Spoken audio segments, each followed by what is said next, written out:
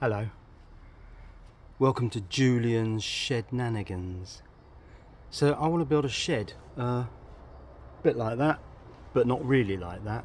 I want to build a really big shed, but I haven't got the money for it, so I'm going to build a small shed instead. But I don't really want a small shed, I want a big shed. So this dilemma got me thinking, I wonder if I could build a small shed and then at a later date turn it into a big shed.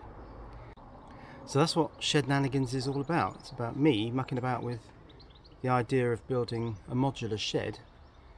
Start small and then go big.